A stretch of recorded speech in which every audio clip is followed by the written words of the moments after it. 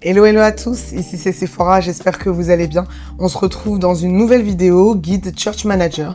On vous a préparé une série de vidéos, comme vous savez, qui vous accompagne pas à pas dans la prise en main de l'application. J'espère que vous avez pu regarder la première vidéo qu'on avait faite concernant la configuration des comptes. Si vous l'avez pas encore fait, en fait, je vous la mets juste ici ou ici, je sais plus. Et pour que vous ayez la regarder, c'est super important que vous ayez la regarder avant de regarder celle-ci. Là, on se retrouve pour la gestion des membres. Ajout de membres, que ce soit manuel ou via un lien d'inscription. Bref. La gestion des membres et on va y aller pas à pas. Juste avant qu'on poursuive, il y a une question qui revient souvent. Quels sont les membres qu'on peut ajouter ou est-ce qu'on peut ajouter tout le monde? La réponse, c'est oui. Vous pouvez ajouter toutes les personnes présentes à l'église. Mais nous, ce qu'on va recommander, c'est plutôt d'ajouter dans un premier temps les ouvriers, donc les personnes actives au sein d'un département à l'église. Chorale, protocole, accueil et j'en passe. Et là, on va le voir ensemble et on va y aller pas à pas. Pour les membres qui sont pas forcément actifs au sein d'un département, c'est aussi intéressant de les ajouter.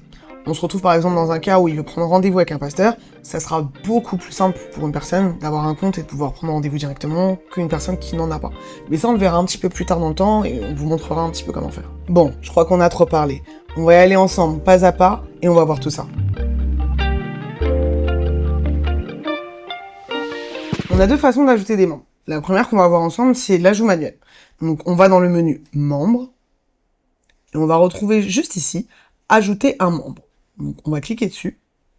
Et là, vous allez retrouver l'ensemble des informations à ajouter. Donc en ce qui concerne le genre, si c'est un homme, une femme, le prénom, le nom, très important pour pouvoir identifier la personne, son adresse mail, son numéro de téléphone, son adresse postale. Après, on va descendre un petit peu plus bas. Vous voyez à la section département. Donc on va choisir à quel département on aimerait l'affilier si la personne a fait vraiment partie d'un département en fait. Donc là, par exemple, vous choisissez chorale, et c'est à vous de dire si oui ou non, en fait, la personne sera administratrice ou terre de la chorale. Et plus haut, vous retrouvez donc la petite section rôle, et par défaut, c'est utilisateur qui est choisi, parce que comme on se le disait, en fait, quand on inscrit, on a directement utilisateur, et si vous choisissez de mettre administrateur, à ce niveau-là, vous choisissez que la personne soit administratrice de toute l'application. Donc, il faut bien faire attention et bien choisir le rôle de la personne. Et une fois que vous avez déterminé, là par exemple on a dit chorale, et si c'est administrateur ou non, là dans la fonction vous choisissez si la personne elle fait partie de la chorale, si c'est un musicien ou un chanteur. Moi là je vais choisir choriste alto, j'ai une petite préférence. Et vous pouvez aussi indiquer la date de naissance, ici pas d'importance sur l'année, c'est surtout le jour et le mois qui comptent. Parce que ce qui est cool dans le Church Manager, c'est que vous avez des rappels d'anniversaire et ça peut être vraiment top pour un chacun des membres. Quand vous descendez plus bas, vous avez la possibilité d'ajouter une photo de profil pour bien identifier le membre. Et bien entendu, juste ici, enregistrer le membre et c'est fini. Mais bon, vous imaginez bien que si on a à partir de 20, 30, 50 ou même 1000 membres à rajouter, on n'a pas vraiment que ça à faire à ajouter manuellement des membres. C'est bien pour ça qu'il y a une deuxième méthode pour ajouter des membres à Church Manager via ce qu'on appelle lien d'inscription. Comme vous le voyez ici, plusieurs liens ont le statut expiré. Tout simplement parce que lorsque vous allez cliquer sur nouveau lien d'inscription, créer un nouveau lien d'inscription, vous avez le choix de la date et de l'heure de durée de validité de ce lien. Ça permet de sécuriser en fait et que le lien il soit pas disponible en inscription sans limite de temps. Vous imaginez bien que d'un point de vue sécurité, c'est pas top. Donc ici par exemple, nous on va choisir de laisser le lien d'inscription jusqu'à aujourd'hui, 16h45 tiens. Et on va dire que c'est un lien d'inscription qu'on va générer pour toutes les personnes au sein du département de la chorale. Donc c'est un lien spécifiquement pour eux.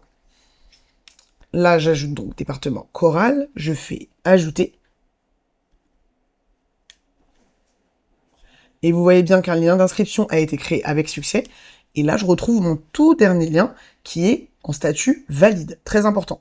Je reprends ce lien-là et vous avez une petite double feuille où je peux copier-coller mon lien. Vous voyez juste le picto à côté de mon lien. Je l'envoie à l'ensemble des membres de la chorale qui vont pouvoir s'inscrire. Et une fois inscrits, Church Manager va se charger de les placer au bon endroit. Donc ici, dans le département de la chorale. Et lorsque je vais dans le menu département, liste des départements, et que je me rends donc dans la section du département chorale, je retrouverai l'ensemble des éléments ou des membres qui font partie de la chorale que Church Manager aura lui-même bien classé. Là, on vient de créer un lien d'inscription pour les membres de la chorale. Mais comme vous le savez, à l'église, il n'y a pas que la chorale. On va retrouver l'accueil, le protocole, les multimédias, la santé et le bien-être. En fait, il va falloir créer un lien d'inscription pour chacun des départements et le leur envoyer. Une fois qu'ils le reçoivent et qu'ils s'inscrivent, Church Manager se chargera de les placer dans le bon département et tout sera classé. Imaginons qu'un membre sert dans plusieurs départements au sein d'une église, ce qui est souvent le cas d'ailleurs. Il vous suffit tout simplement de modifier son compte. Pour ça, on se rend dans le petit crayon « Modifier » et vous allez avoir la possibilité dans la section « Départements » de choisir les départements auxquels vous souhaitez l'affilier. Donc là, on imagine qu'il y a la chorale, la jeunesse et pourquoi pas la santé. Et à vous de décider à quel département il sera nommé en tant qu'administrateur pour pouvoir lui-même gérer ensuite ce département-là. Une autre question qui se pose, c'est de savoir si tout le monde voit la même chose une fois inscrit sur Church Manager. La réponse, chers amis, est non. Vous allez avoir 3 types d'utilisateurs. On va d'abord avoir l'utilisateur qui est appelé administrateur général. Lui, il va avoir une vision intégrale de Church Manager et va attribuer les rôles à chacun. Par exemple, il va nommer un administrateur par département. Cet administrateur par département, lui, aura sa vision. Par exemple, celui de la chorale ne verra que les choses qui sont propres à la chorale.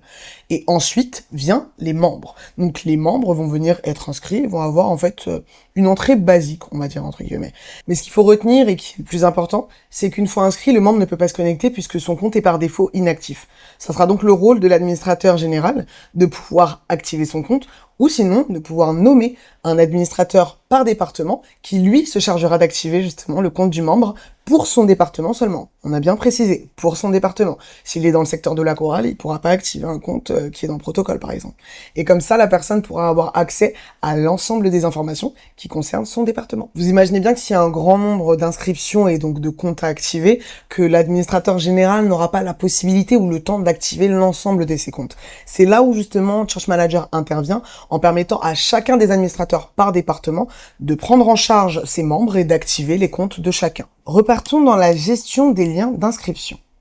Ici, il va y avoir des informations intéressantes qu'on va pouvoir retrouver pour chacun des liens que vous aurez générés. À savoir, le nombre de personnes qui est inscrit à travers le lien que vous avez généré. Donc, en cliquant sur le petit œil de vision, vous pouvez avoir finalement toutes les infos concernant le nombre de personnes qui y sont inscrites. D'accord ? Et vous allez pouvoir aussi générer un QR code grâce au petit picto qui est juste là, QR code, pour que les personnes puissent tout simplement le scanner et s'inscrire. C'est comme s'ils recevaient le lien par mail et qu'ils puissent en fait directement s'inscrire via téléphone. Voilà, c'était tout pour la gestion des membres, du moins pour l'instant au moment où je tourne cette vidéo, car de nouvelles fonctionnalités vont sûrement arriver et très prochainement. Si vous avez des questions, surtout n'hésitez pas. On se fera un plaisir de vous répondre par mail. Et en attendant, moi je vous dis à très bientôt. Prenez soin de vous.